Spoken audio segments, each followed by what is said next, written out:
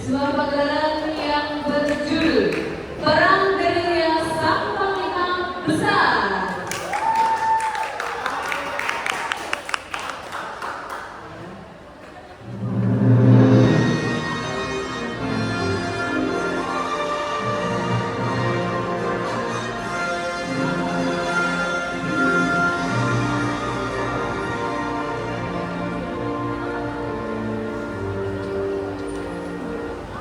Jogja, 19 Desember 1948. Hari itu menjadi saksi bisu ketegangan yang mencekam, di mana perjuangan para prajurit Kompi 1 dan 2 Markas Besar Kepolisian Negara mencapai puncak. Di bawah bayang-bayang peperangan, mereka terus mengawal sang panglima besar Jenderal Sudirman. Namun, hari itu bukanlah hari yang biasa. Sebuah gencatan senjata yang aktif antara Republik Indonesia dan negara sedang berlangsung, menyisakan ketidakpastian yang menuju jiwa dan raga mereka.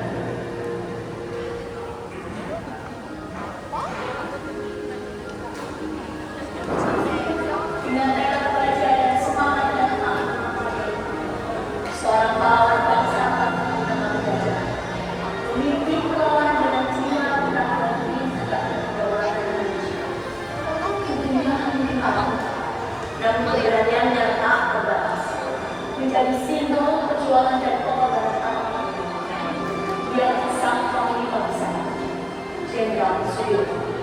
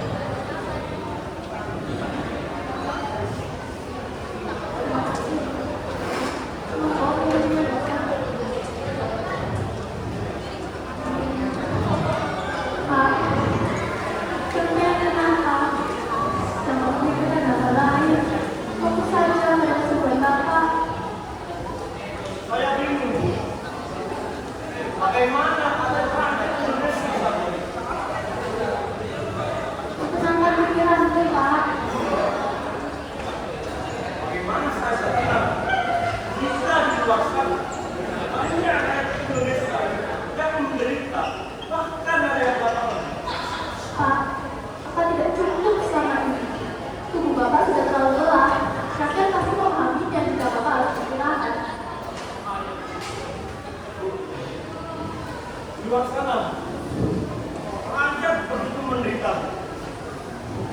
rumah-rumah terbakar, dan anak-anak ibu. Saya harus berangkat ke sana. Pak, apa Raja tidak sedih jika pemimpinnya jatuh? Jika seandainya Bapak ini harus mendapatkan perawatan secara intensif. Lihatlah, data kesehatan Bapak, bukan ini semakin menurun, Pak.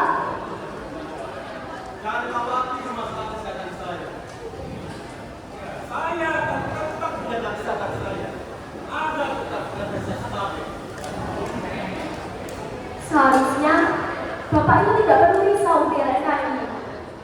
Saya juga yakin gencatan senjata akan berlangsung dengan lancar lagi. Pikiran Bapak itu sangat berpengaruh bagi kesehatan Bapak. Benar dong. Kita harus senantiasa berdoa untuk kelangsungan kita ini. Sekarang, bagaimana kondisi darah saya? Tekanan darah Bapak sudah kembali normal, jadi harap dalam kesehatan Bapak itu manusia. Tentu saya akan menjaga pengalaman dan pikiran yang akan memastikan. Ternyata Sudirman mengidap penyakit paru-paru yang sangat parah. Paru-paru yang berfungsi dengan baik hanya sebelah saja. Baik, saya pamit dulu beliau itu, Bapak.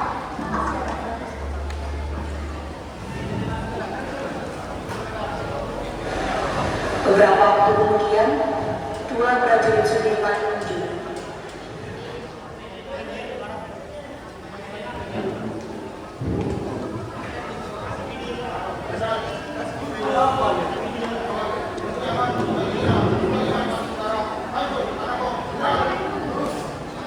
Bagaimana situasi sekarang? Para warga panik dan menghadap di tempat sembunyi. Dengan mereka lagi kacau. Apa? Tenangkan dirimu, Pak. Bagaimana saya bisa tenang kalau kejadian yang terjadi seperti ini? Saya telah bersumpah pada diri saya akan tetap membela negara ini sampai titik jalan penghabisan. Pak, tapi kita mau gegabah. Kita akan kena akibat. Kita akan kena akibatnya. Benar, Jenderal. Jenderal tidak orang sehat. Maka baiknya Jenderal fokus pada perintah lebih dahulu. Jangan khawatirkan dia bersama saya. Lagi pula, saya memang main bola. Hal itu memang wajar bagi saya. Selama nyawa saya mendekat, walaupun terasa sakit dan dapat penyakit, saya akan tetap melawan dia. Untuk itu, saya tidak gagal. Saya akan menemui Bapak Presiden untuk menumpahkan langsung dari dia.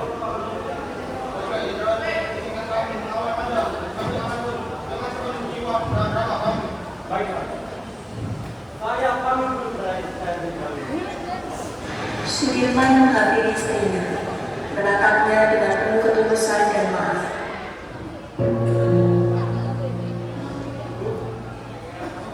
saya jadi pamit menemui Bapak Presiden.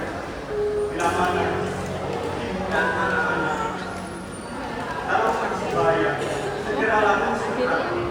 Karena adalah paling baik buat ibu dan anak. Tapi Pak, Doakan Bapak agar Bapak dapat menjalankan tugas Bapak sebagai panglima dan baik. semoga Bapak diberi Allah Subhanahu wa taala dan semua masyarakat.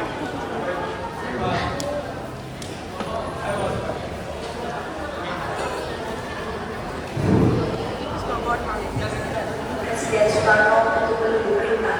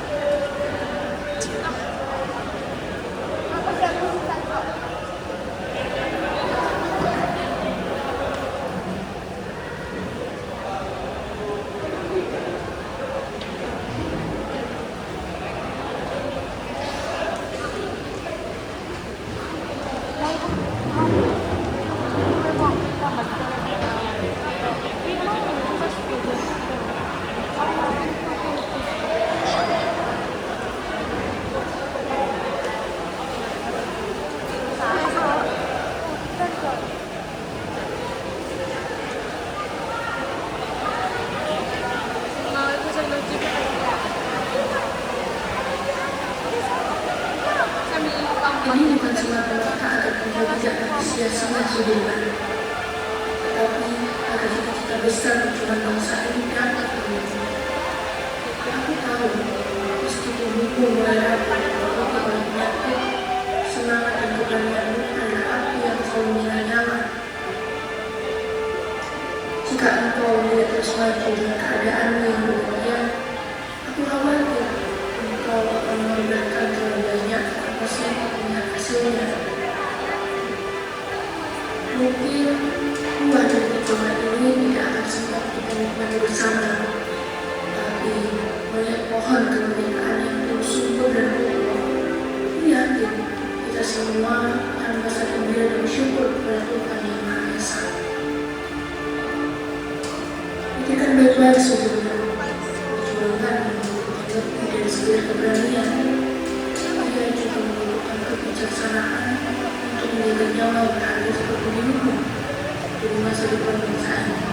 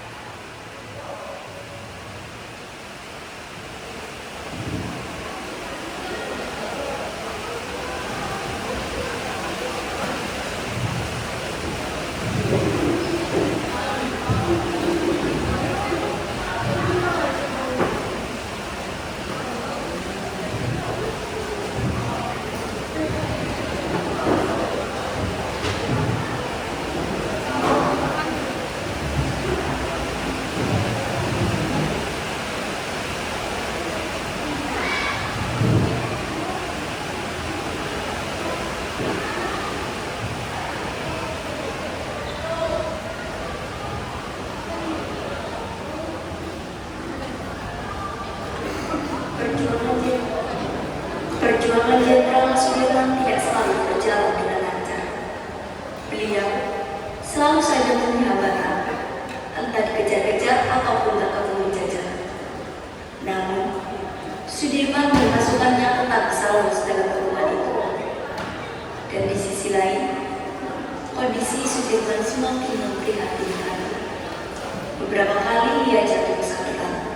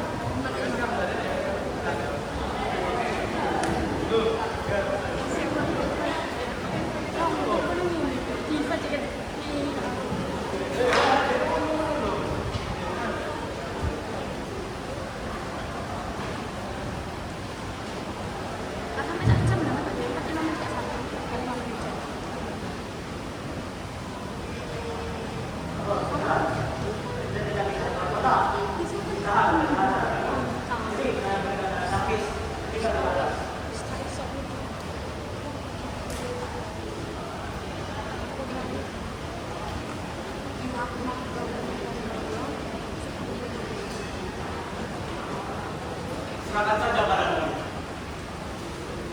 Baik, Jenderal. Jenderal, siap beristirahat. Jenderal kita, kesempatan saja.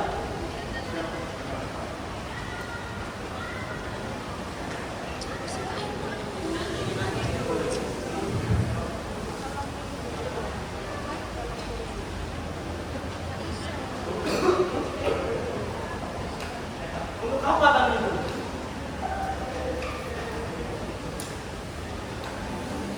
Aku nggak mau diperlakukan lebih dari itu.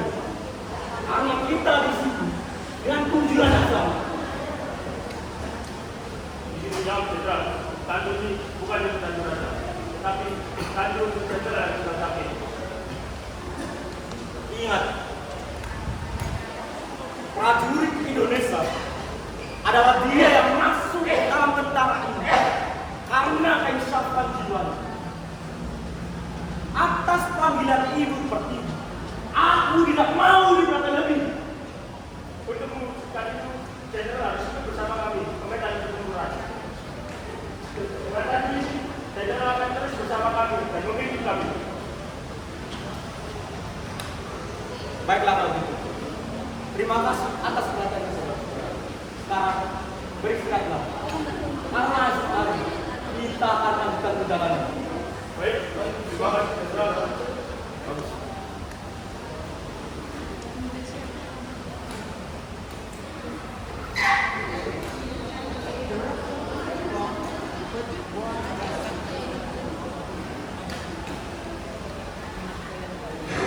Saat sedang beristirahat, tiba-tiba Kang Sani datang dengan menyelinap dan seketika itu membuat semua prajurit terbangun. Suara langkah kakinya pun terdengar ke telinga Kapten lagi. Siapa yang bilang Jenderal? Baik, Kapten. Saya akan cari. Jenderal sudah mencari rombongan Jenderal sampai Bandung. Ternyata saya tepat. Jenderal sudah tanpa ada di sini. Jadi, mau apa kamu? Ada gimana apa ini? Begini Tuan, ada pemuda yang bernama Kacani ingin menemui kita. Rumah Jenderal, saya akan jamin. Supaya saya dibunuh oleh penjaga dan terpanggil kepada saya. Saya tak terima ini Jenderal. Untuk membalaskan dendam kematian keluarga saya. Saya ingin terus berjuang memperjuangkan kemerdekaan Indonesia. Sudah yakin kamu? Sudah siap capek? Sudah siap mati? Sudah siap mati gak kamu? Saya siap Jenderal. Saya siap hidup dan mati bersama Jenderal. Bagus. Ini Jenderal, saya mendengar rumor bahwa terdapat mata-mata dalam prajurit Anda. Baiknya Anda segera meninggalkan tempat ini. Baiklah. Matur dulu sengatannya. Semua bersiap.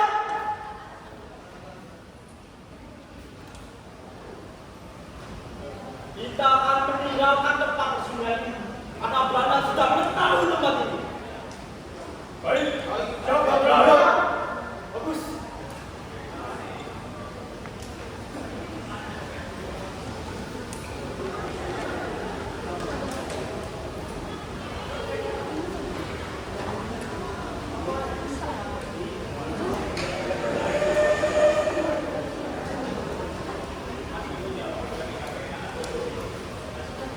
Beberapa saat kemudian, tentara Belanda datang ke tempat peristirahatan pasukan Sudirman.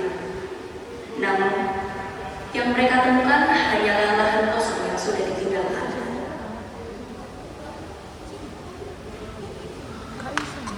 Sini Tuan, saya melihat Sudirman dan pasukannya di sini. Tapi sekarang kok tidak ada. Mana ini? Tidak ada Sudirman. Saya tadi melihat Sudirman dan pasukannya di sini. Sepertinya dia sudah meninggalkan tempat ini, Tuan. Mana? Di sini tidak ada. Kamu mau membawa aku? Tidak, Tuan. Tadi saya benar-benar melihat pasukan Sudirman di sini. Sepertinya dia sudah meninggalkan tempat ini. Tapi saya tahu keputusan selanjutnya di mana. Oh, berdaulat! Jika kamu berani berbohong dengan kami lagi, saya akan pegang kepala kamu. Ingat, bahwa itu ada di kamu. Jadi jangan pakai kata. Cepat, tunjukkan jalannya.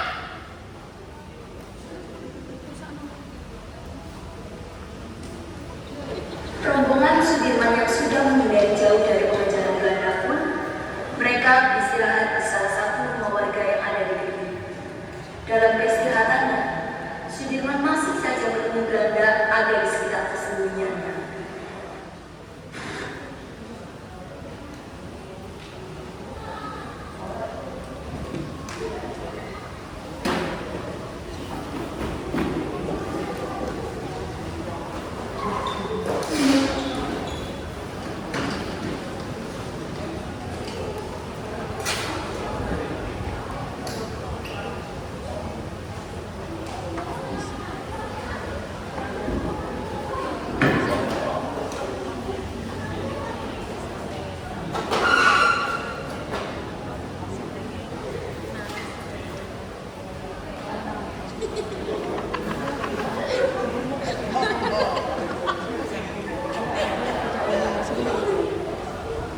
Ya mereka jiwa aja. Aku nggak tahu. Nggak tahu Pak.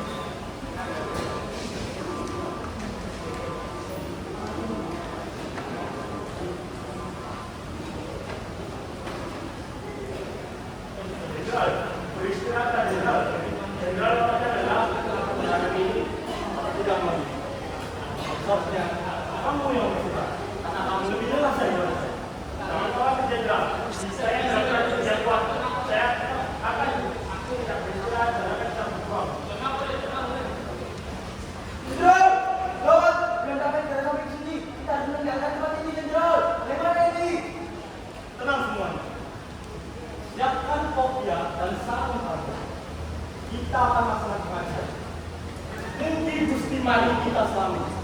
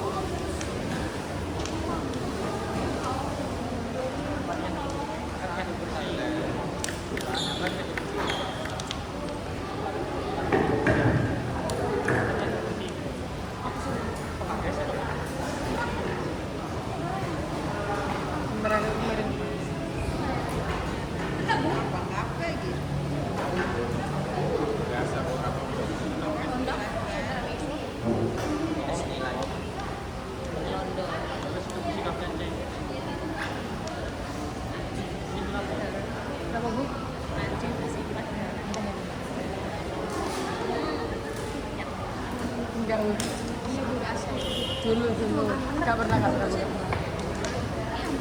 La ilaha illallah, la ilaha illallah, la ilaha illallah, la ilaha illallah, la ilaha illallah, la ilaha illallah, la ilaha illallah, la ilaha illallah. Where is Sudirman? Bring him to me. Dia adalah Sudirman. Dia Sudirman yang kamu cari, Tuan. Maaf, Tuan. Kami hanya sedang mancing. Tidak ada rasa kiai. Sudah ada Jenderal Sudirman di sini. Ya, kamu bohong. Dia adalah Sudirman. Tenang semuanya. Apa menurut Anda? Seorang jenderal akan dari sini. Kami di sini hanya untuk berdoa, bukan untuk peperangan. Ya, kamu berbohong. Dia adalah Sudirman yang kamu cari, Tuan. Dia adalah Sudirman. Berbohong, kamu. Kalian yang benar. Mohon maaf, Tuan. Tidak ada rasa kiai. Tidak ada Pak Abdullah Putra yang menjaga desa kecil kami ini. Tidak ada Jenderal Sudirman di sini. Bohong. Dia adalah Sudirman. Tuan, dia adalah Sudirman. Dia Sudirman yang kamu cari, kamu. Berani-beraninya kamu berbohong kepadaku. Ibu siapa? Bisa tak? Kamu bantu dari sini.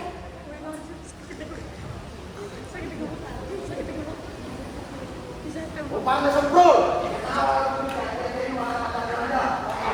Sudah, cepat akalkan mayat Suparno ini, dan kita akan lanjutkan perjalanan ini.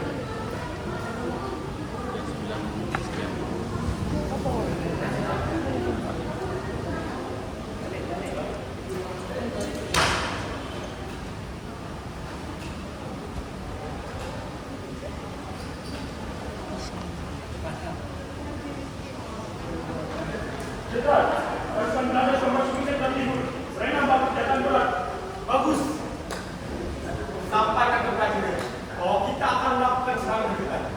Ingat, manfaatkan medan kita sebaik mungkin. Karena itu adalah amanah mulia. Job is done.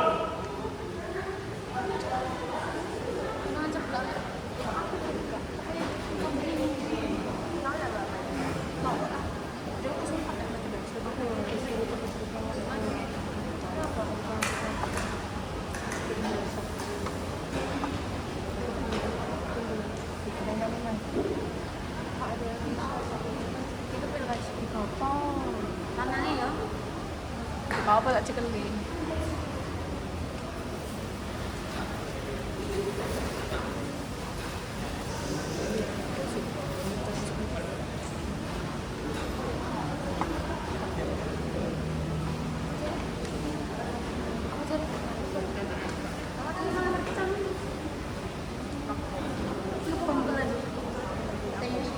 Oh, mamnya.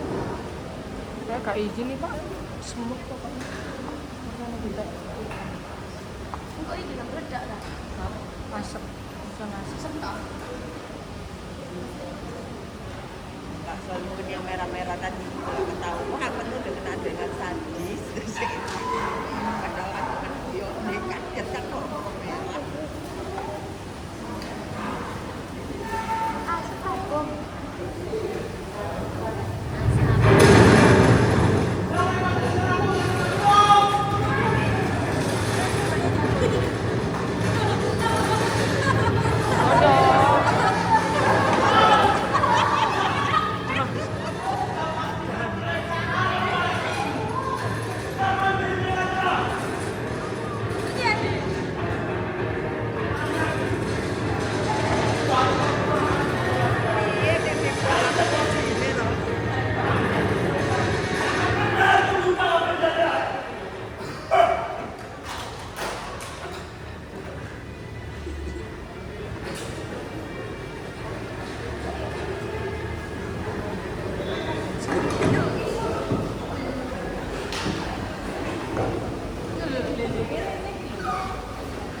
Haus itu.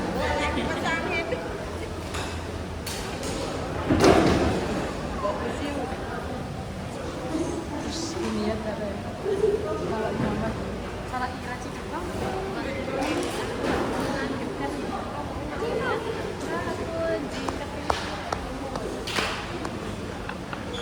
sengaja itu. Kemarin tuh ayah dia bilang begini, besok kan bisa dia bilang ke dunia gini, gitu tuh.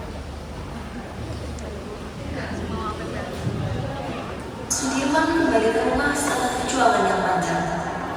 Ia duduk di kursi dengan tubuh yang lemah. Istrinya menyambut dengan penuh haru.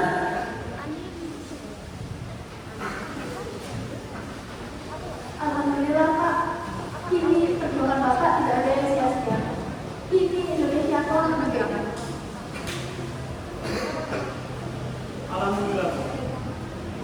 Ini berkat doa ibu dan semua rakyat Indonesia. Sekarang saya mau bersaksi dulu.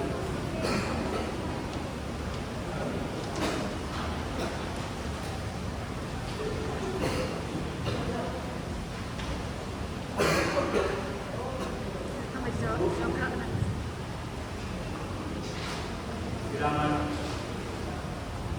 saya tidak ada lagi. Tolong jaga. Jangan bilang seperti itu Pak, Bapak pasti akan sembuh. Jaga akan tetap sehat di Indonesia yang aman dan damai.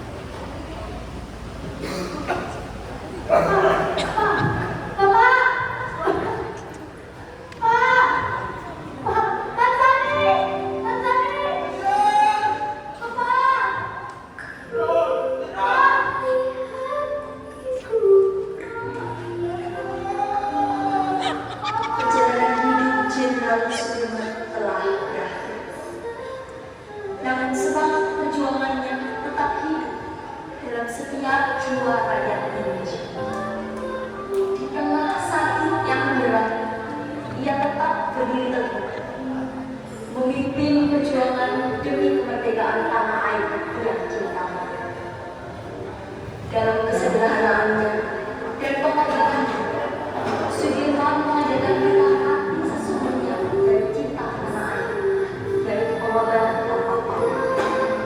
Kini, meskipun tubuhnya tak tiada, perjuangannya tetap abadi dalam hati setiap anak bangsa. Perjuangan Jenderal Sudirman tak akan pernah terlupakan dan tak akan pernah tergantikan.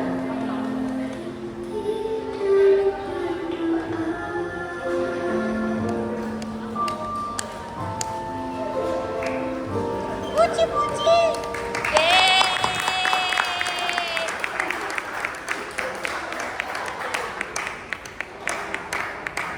Keren.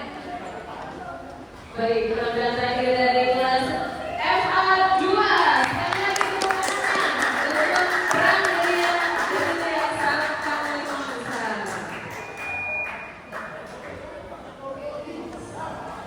Memperlihatkan tumpah darah ya, area jodoh.